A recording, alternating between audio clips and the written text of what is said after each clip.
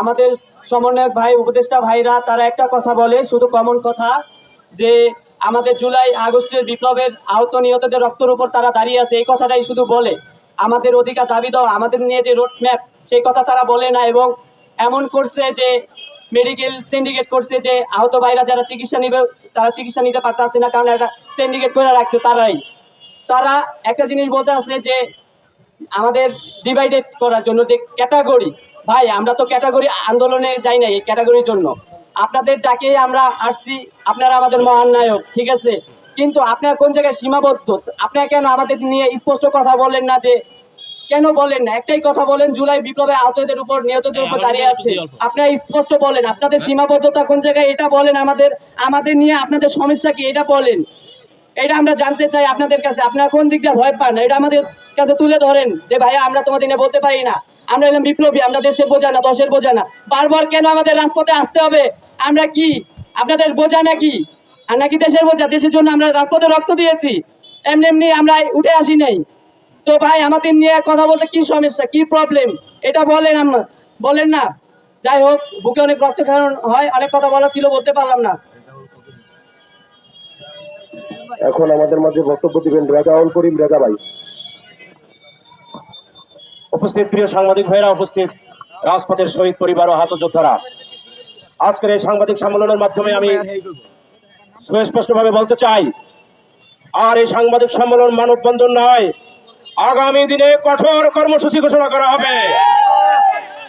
আর দাবি আদায়ের জন্য আমরা জুলাই আগস্টে আন্দোলন করেছি, আজ সেই শহীদ পরিবার, আহত যোদ্ধারা আজকেও দাবি আদায়ের জন্য কেন রাজপথে?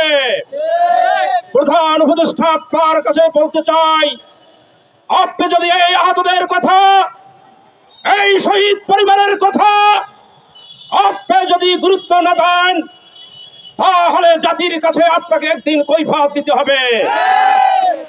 আজকে সেই পুরান ঢাকার মাসুম যিনি শহীদ হয়েছেন, আপনারা পেপার পত্রিকায় দেখেছেন, তার স্ত্রীর গর্ভে 4 মাসের সন্তান।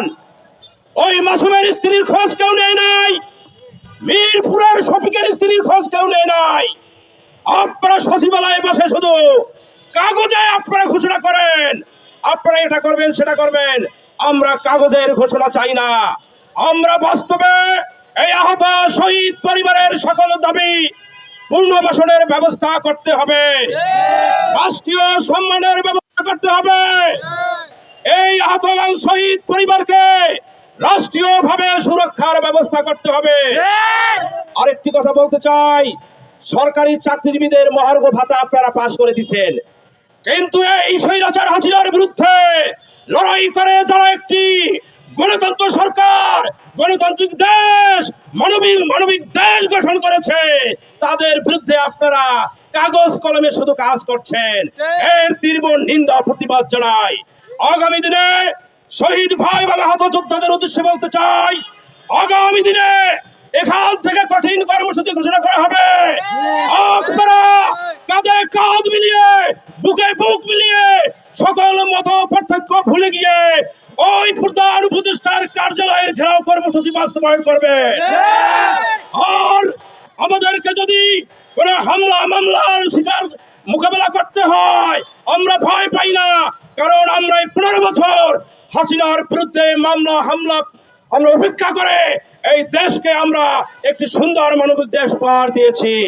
তাই এই সাংবাদিক সম্মেলন থেকে এখন আমরা যে বিষয়ে আজকে সাংবাদিক সম্মেলন করতে যাচ্ছি, সেই বিষয়ে আপনাদের সম্মুখে তুলে ধরবেন আমাদের আজকের যিনি একজন ভালো সংগঠক, যিনি রাজপথে স্বৈরাচার হাসিনার বিরুদ্ধে আন্দোলন করতে গিয়ে যার শরীরে এখনো কয়েক হাজার বুলেট, এবং যিনি পঙ্গু অবস্থায় মৃত্যুর সাথে পাঞ্জা লড়ছেন, কিন্তু সেই সংগঠক জনাব আমিনুল ইসলাম ইমন ভাই এখন আপনাদের সম্মুখে আজকের সংবাদ সম্মেলনের দাবি এবং বিষয়বস্তু তুলে ধরবেন। ধন্যবাদ।